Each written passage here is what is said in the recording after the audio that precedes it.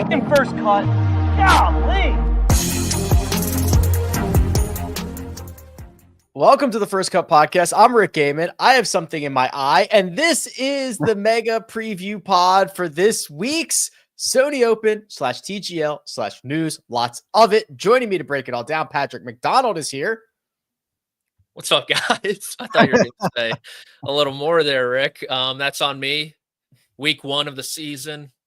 First T jitters with TGL and everything. I couldn't fall asleep last night. I'm not lying. I'm working on maybe 2 hours of sleep right now.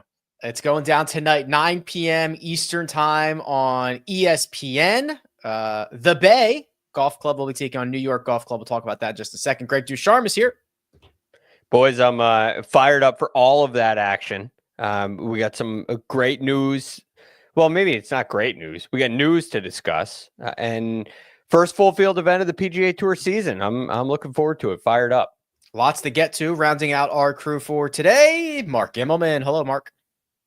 According to the website, TGL there's a countdown clock. It's 3 hours and 57 minutes away. Wow. Too exciting. Can I tell you, here's a little look behind the curtain. In the TGL offices, there has been a countdown clock for ever since day one. So it started out, hundreds and hundreds of days.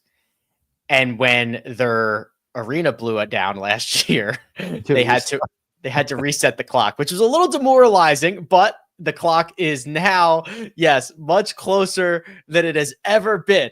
So yes, they took that countdown clock. There's one in the office and there is one on the website right now. 3 hours and 57 minutes. You want a little more inside baseball for TGL? Of course. This will probably be the most heavily attended, maybe outside of Tiger Woods' appearance, from a media perspective. You would think everyone's flying in. And I believe some media members may be a little disappointed if they didn't read the fine print, because per the media center rules, access to media seating inside SoFi Center during competition is limited based on capacity and availability. Every media member will have the opportunity to view the competition for a portion of the match. The remaining time will be in the media center with access to broadcast coverage. Uh-oh, Patrick. How will they decide? I don't know, but people are traveling down to Florida just to watch it like we are. Because everyone can say, well, I've been here since day one. I've been here since this league started. How am I not the most senior media I was member here before the countdown clock actually began. I was here for the restart as well. Yeah. I'm the one who popped the bubble for you guys, right? That's right. You know what I find curious here on the homepage? They have 4 major champions, 2 on each side. Mm-hmm. And then they've got 2 not major champions in Ricky and Ludwig. And they're the 2 guys, they sort of, the 3 guys with 2 guys in the back and 1 guy with the arms crossed in the front. Imagine the picture. Well, the major champions are in the background and the 2 non-major champions in the foreground. How does this work? Or are they team captains in Ricky and Ludwig? Lots of questions and not all questions have answers. Let's just start here, Greg. It's going down tonight. Okay. Not with Tiger, not with Rory McIlroy, but with Ricky Fowler, Matt Fitzpatrick, and Xander Schauffele going up against Ludwig Oberg, Shane Lowry, and Wyndham Clark. Let's just start with this. Paul asks a very good question. Okay. First question out of the gate.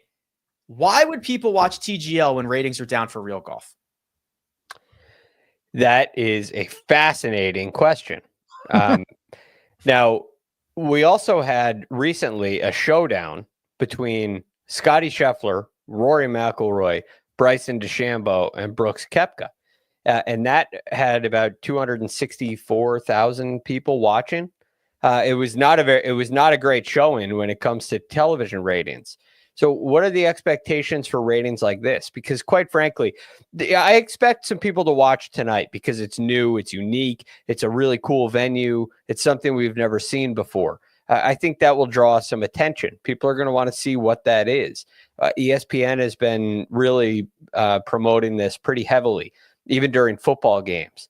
But when we get past the intrigue of this stadium, what is going to draw people in to watch? And when you look at kind of entertainment style golf, silly season golf, if you will, it just doesn't really do very well. There's a lot of talk about getting to know the players, letting their personalities out. The players are going to be mic'd up. Well, my concern is that these aren't really new ideas. We've had 10 renditions of the match, and it hasn't really worked. It hasn't really stuck. So now we're going to have a league with franchises and do this every Monday night. And the big question that I would ask is, would the match do better at a different venue?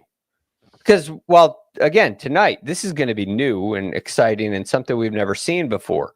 But ultimately, it's just a venue. And when you change the venue, is that a big enough change to get people to watch? I have real concerns over that.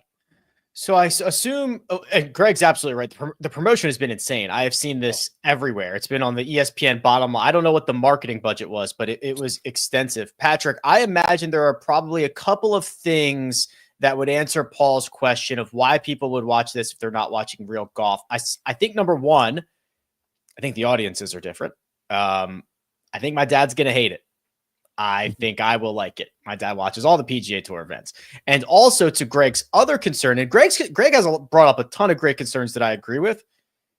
There should be nearly zero downtime tonight. It should be shot after shot after shot until it is over. I think speed is one thing they're going to rely heavily on. That's been part of the marketing push too, Rick. I mean, every time I open Instagram, the first ad I get is Wyndham Clark in the TGL screen. So I think the format is probably what could differentiate it from the matches that Greg was talking about. I would say you do get to separate those quote unquote golf fans, the older and the youngers, just with the time. I mean, 9 p.m. My dad's not staying up to watch golf tonight. that is definitely for sure. And so the younger audience, you get that there. And I do want to go back kind of to a point that Mark made in one of our preview shows, I think, about something that I don't think a lot of people are talking about is if the TGL is successful, who knows? We'll find out in a year, 2 years, 3 years, whatever it may be. There's a chance this cannibalizes the viewership for the PGA Tour also. So if you think viewership's down now, just think about the average golf fan who can watch Tuesday night Xander Schauffele go against Ludwig Oberg and Ricky Fowler and all those players. Or are you going to watch Sunday afternoon with Russell Henley versus Corey Connors?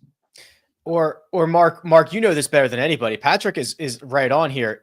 Tuesday night, January 7th, with zero else really in the sporting world going on, or all of these Sundays with let's see, we've got NFL playoffs, we've got college football playoffs coming up. We like the time slot in people don't watch 2, 3, 4 things at once. So you've got to be at a time that will garner people's attention first and foremost. What do you say? I'm qualified to comment on this because I'm married with children and old. No, because you're like in the broadcast world. Well, look at the point. Yes. And the point to me is the fact that, we kind of budget time. And this was to Patrick's point. And if I've watched, football on the weekend and then some golf on the weekend, and it comes to Monday and Tuesday night, there's still, Monday night football. Well, that's going away soon. And then you're watching golf on Tuesday night. I'm not so sure you're going to be the most popular individual in your household if that sort of behavior continues. So I'm really keen to see how this whole thing pans out. I have been looking through the website for the first time since it came out. And I said I'd be up for Atlanta Drive Golf Club, given I live in Georgia. But I think I'm going to support the Boston Commons. Oh, come on, Mark. Well, this is because South Africa, our team colors, our national team is green and gold. So I see all the green over there, and there are a few golfers in Scottie and Hideki and Keegan and Rory that I like. So, they say you like the whole team. Yeah, they say Boston is known for many things, among them sports and winning. That's the interest. Yeah, it sounds like somebody who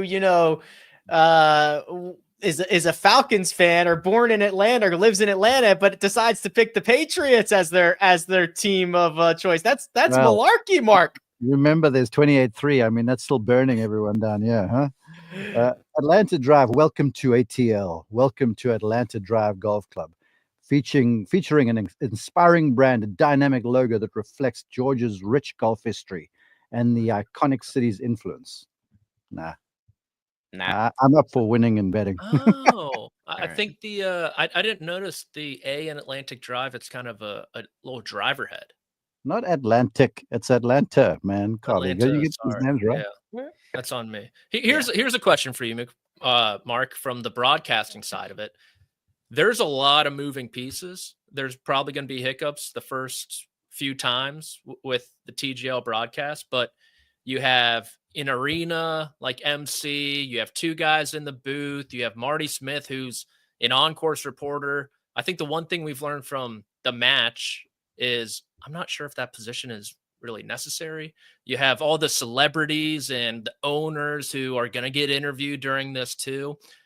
Do you think there's a chance there's too many cooks in the kitchen for how fast-paced this is supposed to be? Oh, no doubt. Way too many voices. Way too many voices. I'm just looking at that logo, Atlanta Drive. If you've ever paid attention to the Falcon's F, it's or the Falcon is the shape of an F. So I see this is the same thing. It's kind of the spin on the A of Atlanta. You just know you're not going to unsee that now, Patrick, when you look at it. The other side of it, I don't know if you can tell, but inside the A is a green and a pin flag. See that side of it. You know what? I might be changing my allegiance back to Atlanta after all of this. Marketing genius. Yeah. No, look, here's the thing. There definitely will be too many voices with all that stuff going on because it's just a bunch of alpha personalities too. It's not like you got some sort of softly spoken British announcer guy, between Van Pelt and everyone else and Marty Smith. They got a lot to say. And then if you're wanting the banter from the players, which is why the viewer tunes in, they don't need golf announcers. We're hitting into a screen for Pete's sake. I'm keen to see how the whole thing pans out, and I'll watch for a little while tonight. 6 p.m. Pacific, 9 p.m. Eastern time on ESPN. We'll wait to see Tiger. We'll wait to see Rory McIlroy. They will come in later weeks. I have a quote for you, Greg, and it comes from the number one player in the world. His name is Scottie Scheffler, and here is that quote. After consulting with my medical team, I've made the decision to withdraw from next week's American Express tournament to give my injury more time to heal. I am still hopeful to begin my 2025 season at the AT&T Pebble Beach Pro-Am. Yeah, I guess that makes sense. It was probably too soon for the American Express. This injury happened on Christmas Day, and you look at the timeline, American Express would be 3 weeks. Expected recovery time was 3 to 4 weeks. AT&T will be 5 weeks. So it's really difficult with a hand injury. If you can't hold the golf club and you can't practice and there's a wound there, to just kind of, you're not getting ahead of it. Let's just put it that way. Whereas if he is healed up in time for the American Express, but hasn't had a chance to practice, now he gets 2 weeks to practice. So ultimately, I don't think this is a huge loss. He's essentially missed 2 weeks of the season, probably two of the events that are the most difficult for him to win because they're just such birdie fests. And, it's one where, I don't know. I don't think that he would have beaten Hideki last week, and the American Express is often an event where you see Scottie, it might be the worst finish of his season with like a tied 11th or something like that. So I don't think it's a bad thing. Ultimately, the one interesting thing I'll say that could raise some concern is that he consulted with his medical team to make this decision, which essentially means that he's not cleared. If it was, Randy Smith or my team, referring to his golf team, that would be a different thing. But all in all, I don't read too much into that. I think we're really still on pace for that 3 to 4 week recovery time. Yeah. And I don't think there's much more to talk about. Just an update that Scottie Scheffler is not playing the American Express and is hopeful to play AT&T Pebble Beach Pro-Am. We've got 2 live golf headlines, and then we are going to get to the Sony Open preview along with our wagers, our matchups, anything that comes in the chat. And we will do that after a quick word from our partners.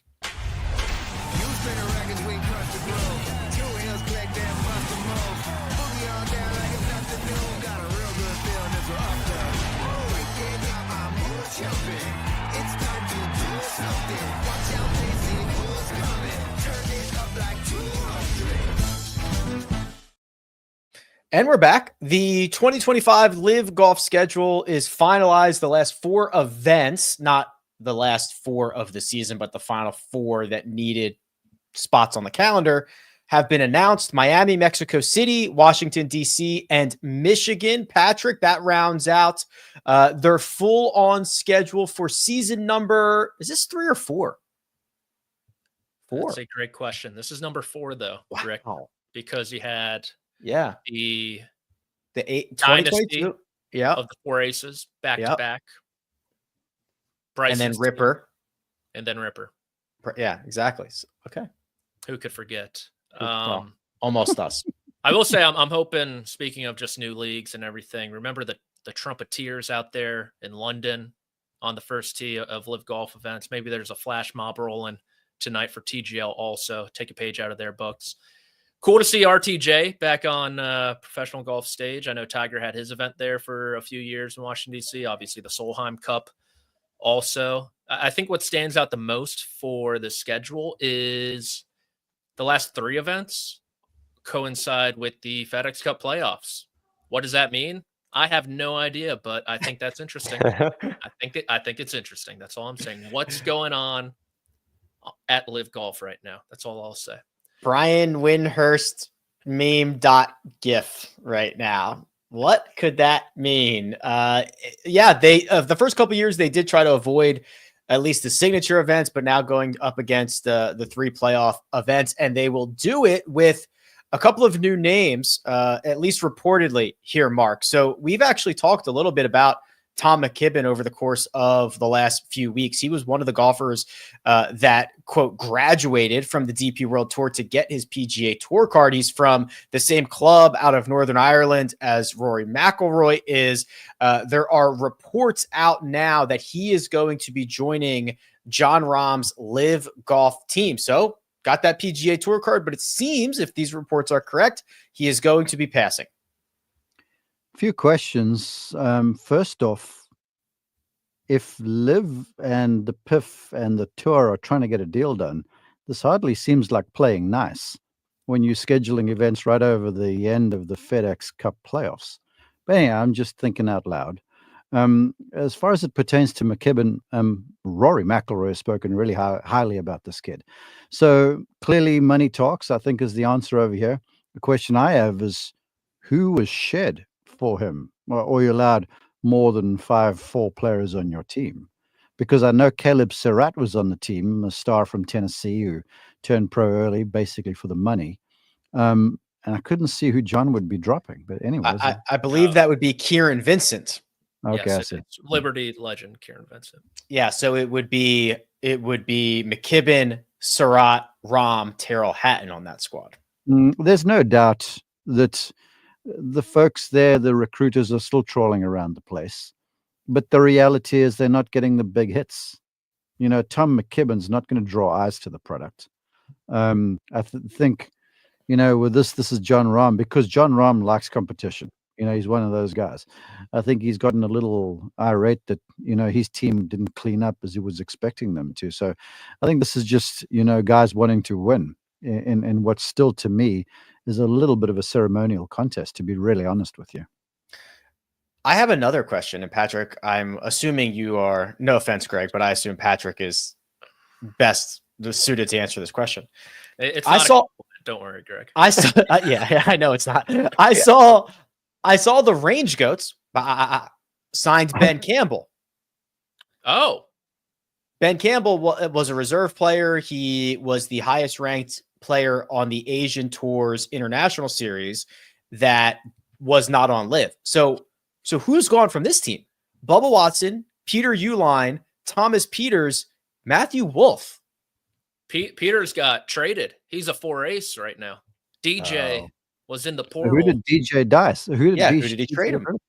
I believe PP's gone. Pat Perez. But I thought he was safe, and wasn't he on the? He was on the hot seat for a while. Have they let him go? Wait, actually, per the team website, Pat Perez is still Peters. It might not be updated though, because I saw the website. If Peters got traded to the 4 aces, who did the 4 aces send back? I believe Pat Perez. Oh, we have in the chat HV3. Hey, well, yeah, well, that was my thought that he would go. But here's the question, boys. If us, a golf podcast now, probably people are going to say we PGA Tour homers, but we're supposed to know golf. yeah. We don't know this stuff. Then that sort of speaks to the larger issue for Liv, right? I mean, if these were people that we were really, really interested in, we'd know that, Messi got traded to Miami. Are you getting where I'm going here? My problem, Mark, Yes. You're 100% correct. And my problem has been from day one that the transactions are not real, right? They're not like Bubba Watson is not like the team's GM who is making the moves to better his team. He's like bringing his friends on. And that was always the case with the sham of the draft that we got. And it was the case when they traded straight up Taylor Gooch for whoever it was. Taylor Gooch wins the individual championship and gets traded up for a guy who didn't crack the top 40. In no other sport would that be acceptable. The transactions are a joke. That's why I don't think anybody takes them actually seriously or pays attention to them. Yeah, I mean, you're so right, because I was at a dinner the other night and we were talking about this sort of stuff, and the South African team, the Stingers. Brandon Grace had a horrid year. He went off to whatever qualifying it was, but I know a few people in the Brandon Grace camp, and they're like, he's going to be okay. Louis will keep him on the team. And the same thing with Charles Schwartzel. It's just these buds that are all getting rich together. Exactly. Wow. Breaking news, Mark Immelman. No. Yeah, breaking news. The Live guys are sticking together to get rich, not like the shock of the century. Is that the only other stuff I had, McKibben? Live Golf, TGL? I've got something. Yes. Hey, do you see who's going to be the new chairman of the official World Golf Rankings? Yes, I did see that. Mark Trevor Immelman's Immelman. brother. Mark's brother. Yeah, geez, how about that? What does that mean, Mark? What does that mean? What's the interview like? I asked him, Peter Dawson had that position for many moons since 2006.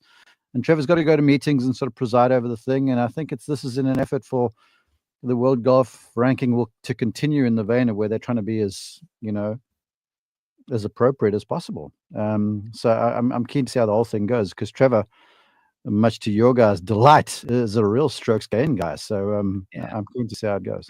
He's pro rollback. I think that, this is, yeah. Trevor's making some wave. Yeah. Making a little wave. Now I apologize for not knowing the structure of is he can he wave his magic wand to do anything he wants? Is that the position he's in? I don't know about that, because I believe there is a board. I believe there's a board, but chairman, I've got to feel like that wields a little influence, huh? I would think so. Yeah. If he needs to bring on consultants also. Oh, good. There's four right here. Yeah. Just under we the table. We meet multiple times a week already.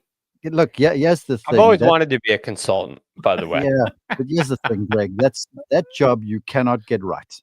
It's one of those gigs where no matter what you decide, there's going to be someone happy and someone sad. It's kind of like a golf shot, Rick. You know the thing. I do know that. I know that very well indeed. All right, Gregors. We are getting the first full field event of the year. It's Waialae. It is vintage, right? We've been going here forever. We spent a lot of time talking on the Monday show about the golf course and the players in the field and all that fun stuff. But this is when it's going to start to feel like PGA Tour season on Friday afternoon with a cut sweat, and holes 9 and 18 are giving up all the birdies and all the eagles, and you've got them finishing on both sides. Like my juices are going to be flowing on Friday afternoon. Friday afternoon and Sunday afternoon, because this event I think it's the last 5 events that have come down to a playoff or a one-shot victory. So that 18th hole really throughout the entire week is going to be seeing a lot of action, and you can add the 9th hole into that for Friday, like you said, Rick. This is the time of year where all the pools are getting going. The PGA Tour Fantasy app is up and running. I already got some of my friends getting involved in that, including me into that. One and done stuff is starting to get going.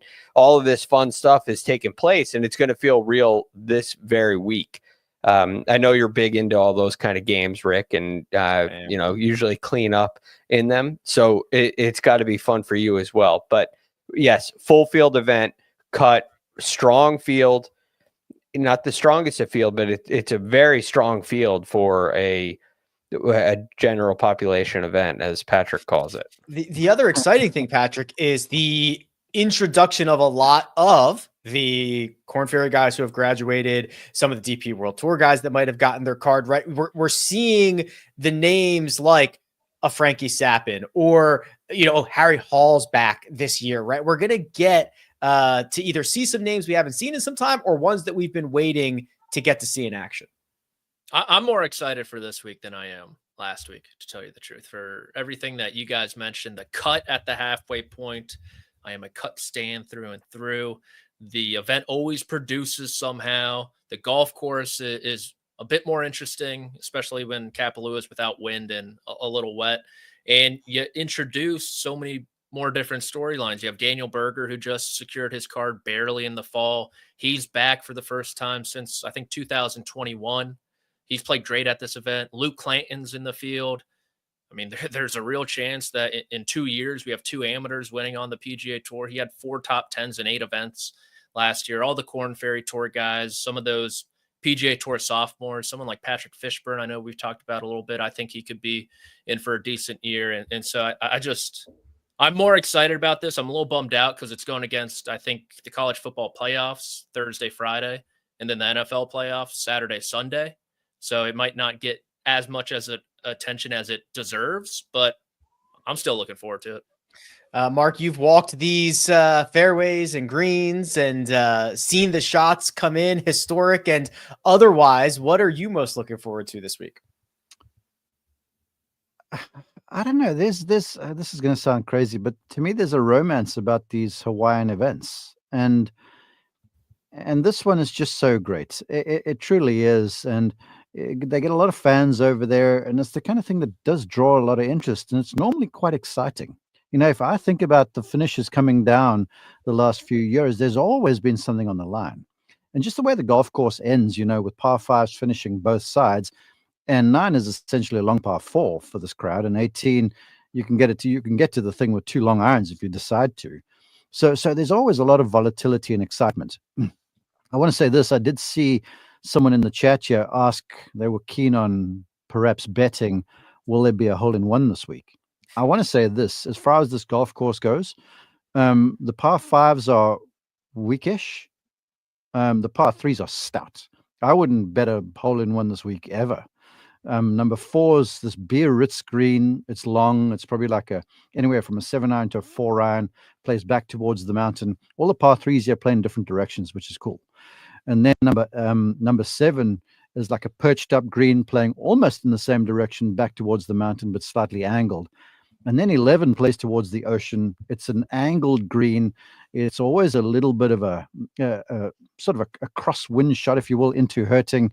Then, of course, there's the signature 16-17 stretch, with 16 being a par 4, then 17 right adjacent. And the green it's almost Redan in a way. It feeds from front right to back left. It's well bunkered. It's just difficult. So anyone thinking of betting a hole-in-one this week, I'm probably going to be proved wrong, but I would never take that bet.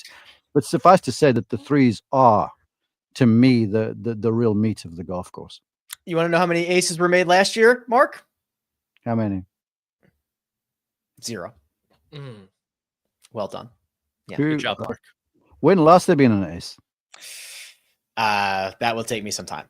Okay, here's what I'll say. It's the kind of place where if you play the par 3s even par, you're likely gaining strokes in the field. That's how I see them. You know what, Mark? Last year, you were. Indeed. You are on fire. You're two in a row. Yes. Anything else you want to fire away at? No. Yes. I've got it somewhere. It's one of my crowning announcing achievements. And by the way, Yes. I got a lot of grief for showing the Colin Morikawa flag on the other show. Have I shown you guys this? Yeah, the Justin Thomas 59 ball. Oh, yeah. He gave it to you? Well, no, he gave me one that he used during the round. I was on the call for PGA Tour Radio back in the day. He had just come off the victory at Kapalua, and it was a sweet grouping. It was Daniel Berger, JT, and Jordan Spieth. And we were at the hotel, which was fairly close by, and I got a call from my producer, then Alan Traxler, and he said, "Are you ready to go?" And I'm like, dude, we're only leaving for the golf course in like 2 hours. And he goes, no, JT's like 8 under after 9. And so we hopped in the car, went out there. I got on a recorded pack and called the 59. It was a lot of fun. Dang. Also, in the meantime, you have allowed me to find what I believe is the most recent ace at the Sony Open. Can I guess? Yes. I'm going to say it was Ches Reavie. I don't think so. Is that really just a guess? Complete guess. Oh, okay. I thought you like knew. Kevin Kisner or someone accurate like that. Who plays Okay. So Reavie made one in 2017. It is not the most recent. Are you Wow. joking? Gee, Yeah, whiz, so- buy lottery tickets, bro.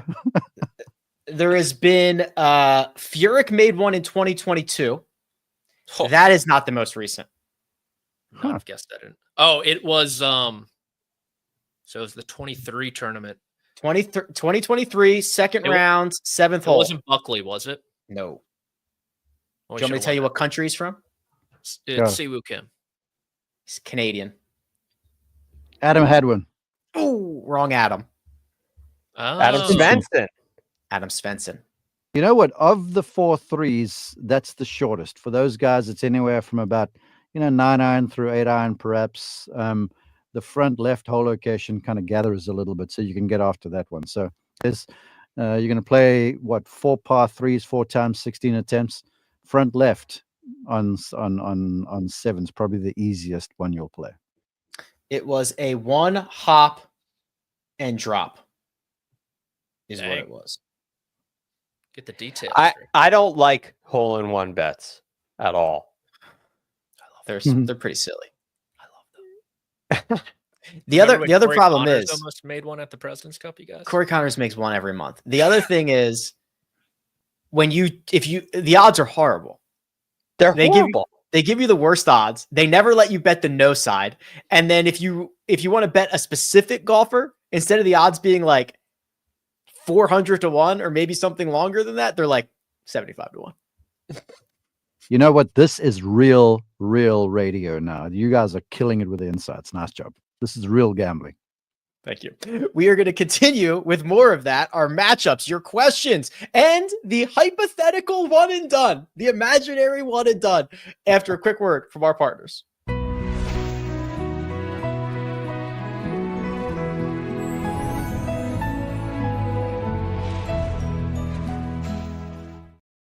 We are back.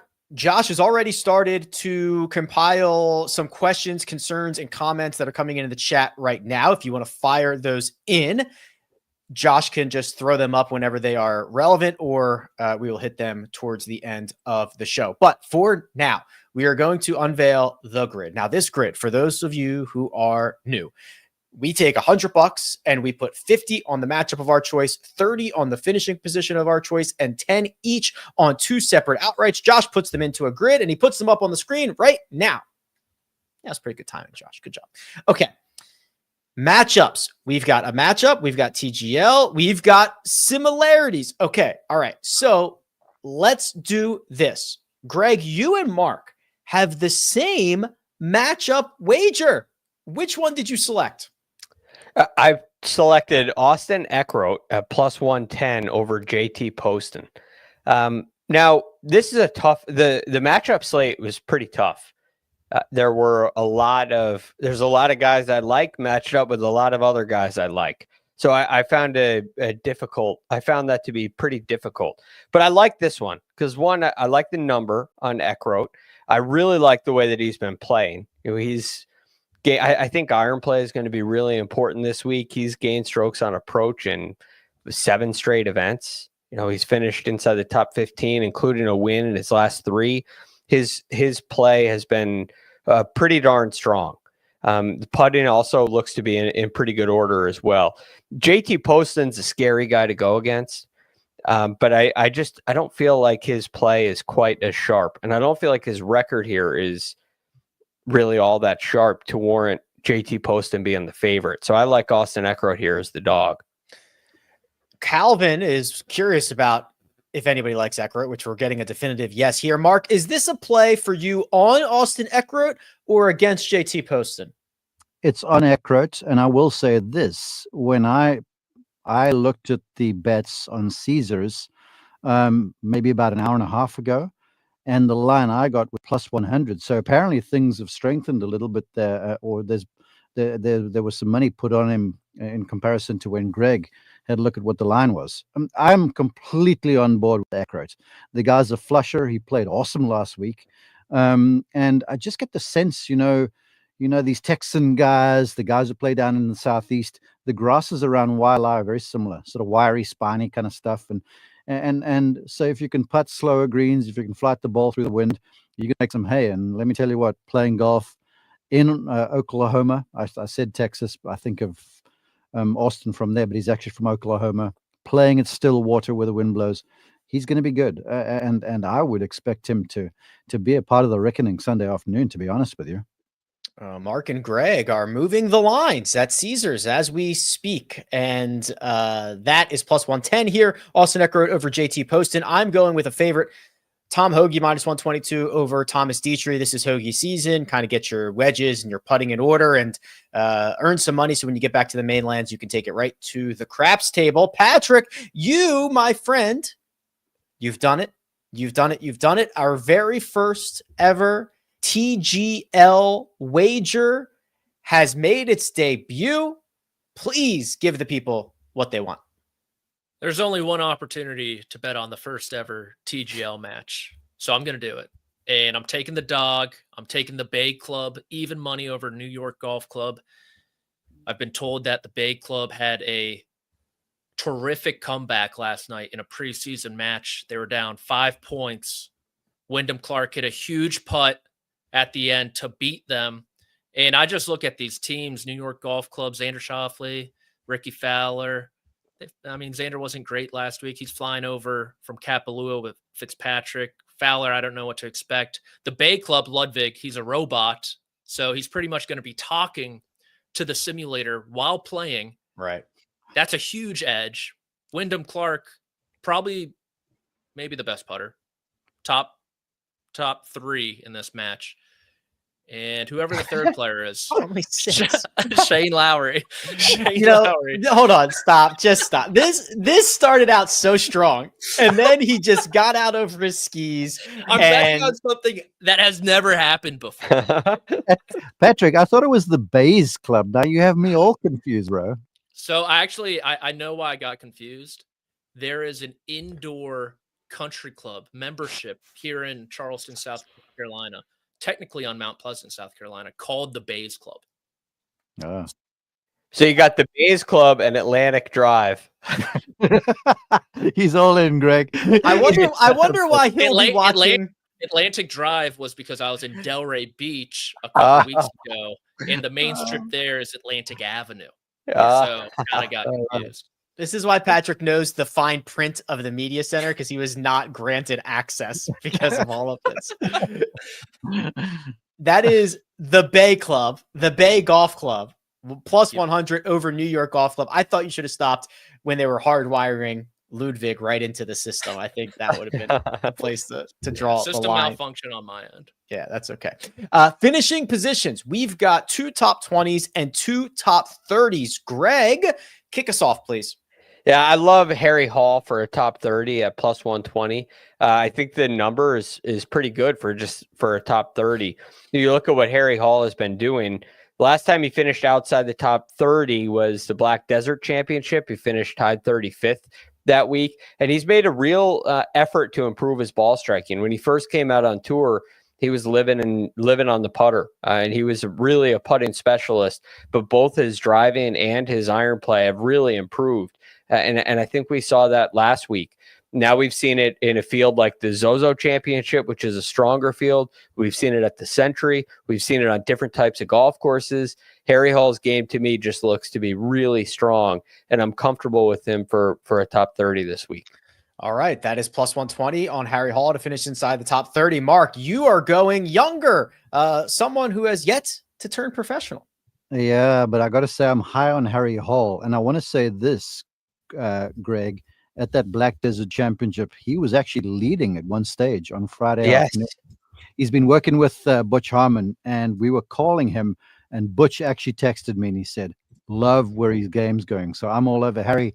But this week, I just, in our preview show, I'm like, Luke Clanton's going to do business. He's going to have a big finish quickly. He's going to turn pro, and he's going to tell the folks over there in Tallahassee, sayonara, I'm going for the Bucks. I get the sense in this sort of golf course, the way he plays, with the confidence he's playing with. Last PGA Tour start was a runner-up, for Pete's sake. He had a putt to get into a playoff on the last hole. So I get the sense that a top 40 at plus 140 is a pretty handsome bet. It's a top 20, right? Top 20, yes. Pardon me. I was at the top 40s. I couldn't find the top 30, so I went with Clanton top 20, but I'm still, That's okay. Still pretty confident. That's okay. Plus 140 there for Luke Clanton. I also have a top 20, also at plus 140. That's Maverick McNeely. We've talked a lot about him on this show, playing with a ton of confidence, obviously playing great golf, coming off of his first career victory just a handful of weeks ago. And Patrick, it is music to my ears to see this name on your list. First, Mark, if you want to toss Butch's number my way, I may have a business opportunity for him that involves him giving me golf lessons. Okay. But as for my pick, Davis Thompson, top 30, plus 110. After screaming from the mountaintops this offseason that it was Davis Thompson's year, he opened his 2025 with a cool 78, but bounced back really nice over those last 3 days at Kapalua. That's uncalled for, the bad pick hashtag. And I'm just very high on him in general. So plus 110, top 30 in this field. I thought it was a good look.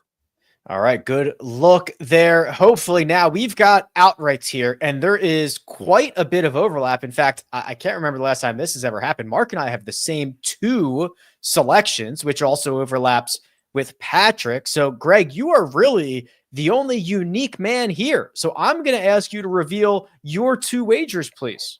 All right. I went with Sahith Theegala at 28-1. Now, we've talked a lot about this, Rick, on DFS episodes where we just don't know what we're going to get. But like Davis Thompson, he had a really bad first round at Kapalua and then got better and better every round after that. I like that aspect. There's an unpredictability to Theegala, at least in my eyes. I think this could be a good golf course. I think he's more talented than you're seeing with the number for him right now. So in a outright market, we've taken a chance on him to win. Rolling the dice could be worth it this week. Okay. And Robert McIntyre?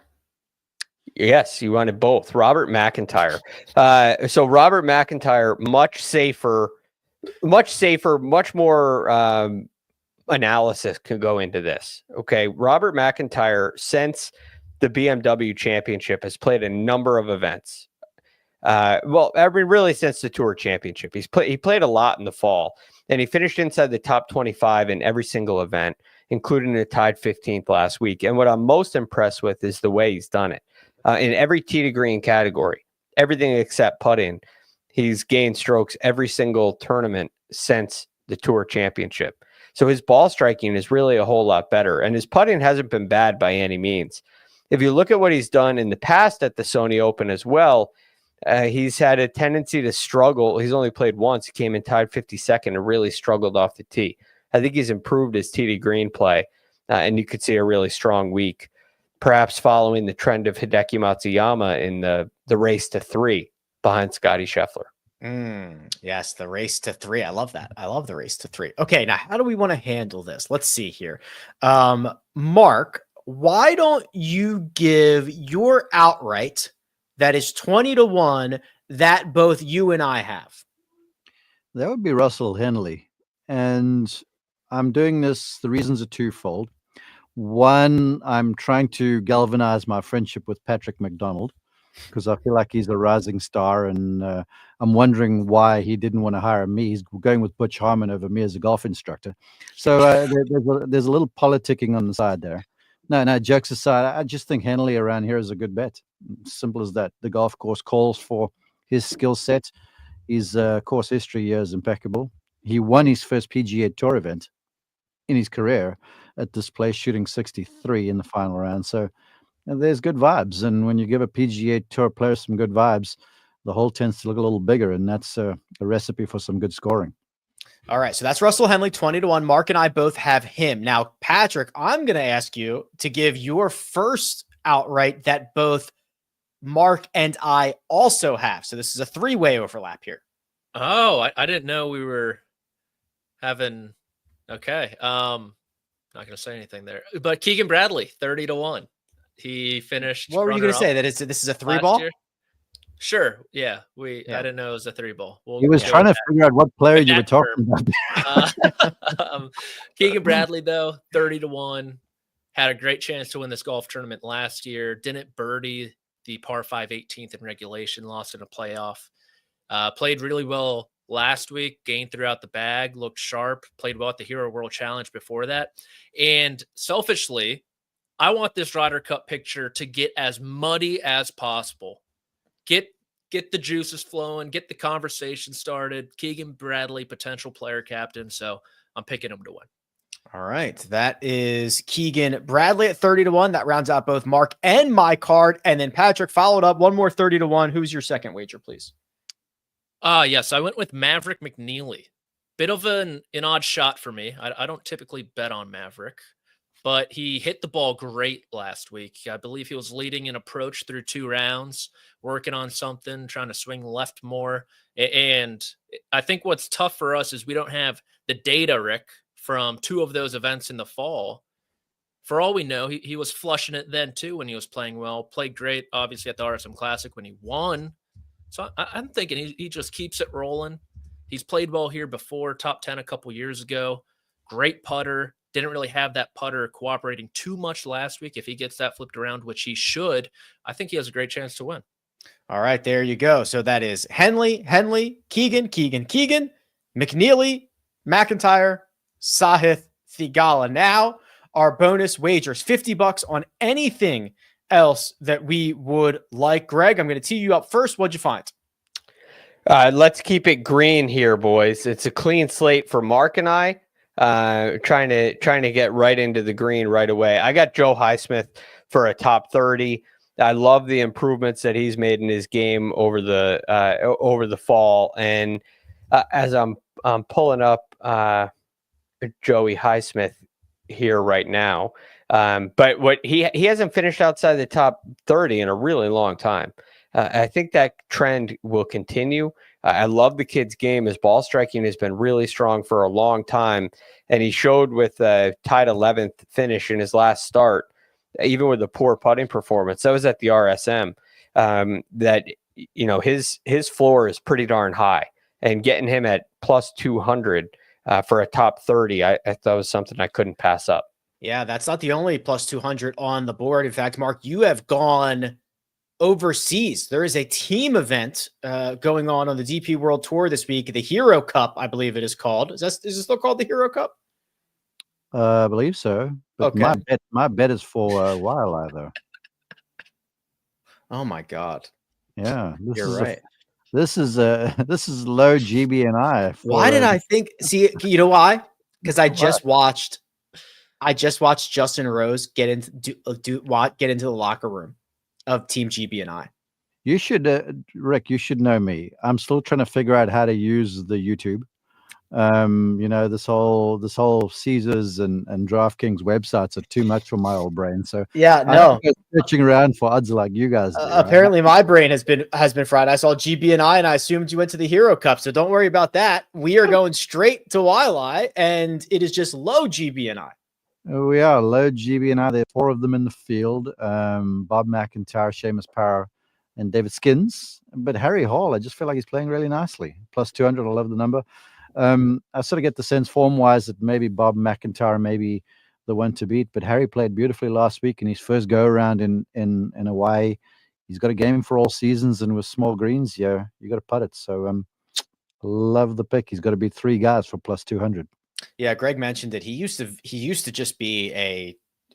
only be able to do whatever his short game allowed him to, and now he's a much better player, well-rounded.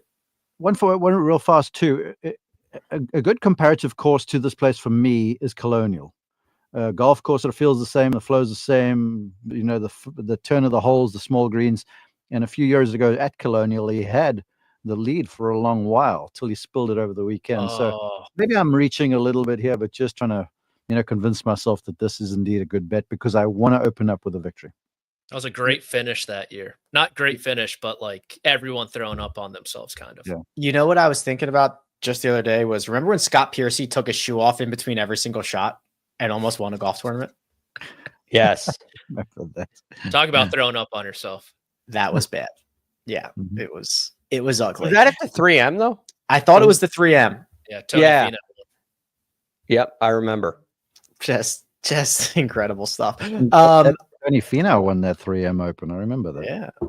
Mackenzie Hughes for me, top 30 plus 135. I think that he should play better on this course than he actually has. I think he's in the best version of himself, and I think his strengths will be magnified this week, fairway through green. Patrick, you tend to do this. You don't usually tend to do it this big, but you're going for a bomb right out of the gate here. The world number one's not playing, so I had to go with the next best thing. That is Russell Henley at Waialae, 20-1 to win. Wanted to get into the good graces of my brand new golf coach, Mark Immelman. So a little simpatico there. Mark, by the way, I saw that video of you with all your gadgets just pop off. Millions and millions of views. So I'm hoping your rate's not too high for me. And hopefully, if it is, this Russell Henley winning can pay for a couple hours. That should be enough. I was going to give you the friends and family rate, but we'll have to think about this. No, make him pay full fare. I think it's only right. Run him out of receipt paper. Yeah, seriously. Seriously. Okay, so we don't have the one and done up just yet, though I was on a call about the one and done today, and as you might have heard, it's imminent. Conversations are progressing. Conversations are being had. Words are being spoken. Things might even be making it to paper. Who knows? But they are indeed happening. Now, let's play a little game called If There Was a One and Done this week. There's a couple questions about that in the chat. Greg, who do you think you would have settled on for one and done this week? I would probably be in the McNeely, Highsmith, Harry Hall kind of group. Oh, the three and done. One of those three, and it would. Well, assuming we're starting at the Sony, let's say we took the Century off opening week bye. We cut our hand. We're not able to play the first couple weeks here. I think I cut my clicking finger. Yes, I think I'd go Matt McNeely. Well, Greg was our winner in the another DuCharme guy last year. Oh, Butch getting free ads this week. I think I would have gone Patrick with Tom Kim. I'm ready. I'm ready for Tom. It's happening. He should play well here. I don't think he's got a ton of. I don't think I'm going to play him when there's a stronger field somewhere else. I think I'm using old Tommy Kim right about now. I like it. Really flying under the radar too. I probably would have gone with the second most popular name, and that's Russell Henley. You can't win the one and done in round one, but you can lose it. Also not true, but I would have gone with Russell Henley. Mark, you are the one and done guru, the one and done whisperer. Well, Greg has done this week. I think Greg wants to dispute that observation of yours. I very strongly dispute that.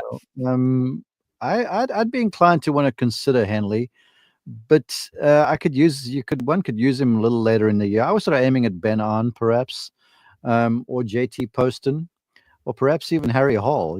This is one of those things where I've always looked at this event as sort of a bonus if you get a big finish. To me, the one and dones, really start meaning something when you get to it's kind of the West Coast, Pebble Beach, all those sorts of things with signature points. So, but still, I feel like Ben Ahn will be good. He's nearly won here last year when I picked him last year. So I like to try and go with people that I've used at courses before. Mark is the king of the callback of a great pick.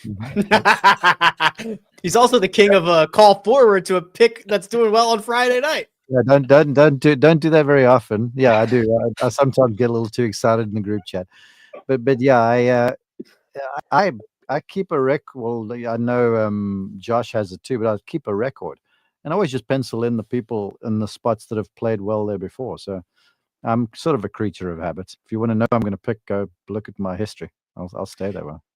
I'm going to run through a couple of these questions real quick here. Paul says, I remember Rick thought Xander would jump to live once he won a major. I did. Do you still think that's possible? No, I don't. It's hard to think that the big names, barring something crazy happening, are going. There's just been so much change in how these guys are being funneled money every which way. It is seemingly not as worth it anymore. May I? Here's the thing. Sorry, Greg. I just want to say this. The big names are making too much money everywhere right now. Yes, it's so easy to make money now. And I think the PGA Tour guys have understood, look, Scottie's a bit of an outlier, but everyone else with a few victories, it's not just money on the course. It's money, corporate money as well. Now then you toss in the TGL thing where they're going to show up how many times to play this year. It's 5. Yeah. And remember, Liv may play fewer events, but those guys are spending time on airplanes, man. And a lot of the PGA Tour stars are like, well, we'll head overseas when we got to go play the Open and perhaps the Scottish. And that's about where it ends. First 2 weeks are Riyadh to Australia for the Live guys. Yes. So they're racking up the frequent flyer points. There's a couple questions about Hideki here, Greg, and I want to ask you about your old strategy, your old habit of not playing a guy the week after a victory. Is that still very much in play? Yeah, it runs deep in my being. It gets ruined by Scottie Scheffler. I would probably not play him in like a fantasy lineup this week. I would not play him in one and done this week. I still think there's a very good likelihood that he plays well, but has he performed really well back-to-back weeks very often? It feels like Hideki has some lulls after a victory. I wouldn't be surprised if he had a different putter this week. As crazy as that is. He had 4 with him last week. That's about standard. He does tend, I don't want to say he's injury prone. That's an unfair statement, but he does, he just gets little odds and ends. He battled the neck for a while. There's been a wrist problem. So there's that's always brought to bear with Hideki as well. There's also the caveat of he won the FedEx St. Jude and he was playing great at the BMW. And then the rain delay, right, where he had to come out and hit like a 2-foot putt, missed that, and then withdrew. Yeah. So he's not. I'm extremely high on him, like we talked about on Sunday. In general, how could you not be?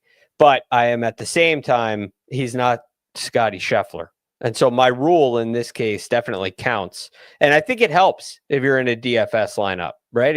You fade him this week. It allows you to play Corey Connors or load up on 9K guys like we talked about yesterday, Rick. I think playing by my rule is a good strategy this week. Speaking of rules, Patrick, again, you are always given the, organizational questions that we don't know the answers to. Okay. So Tom McKibben gets one.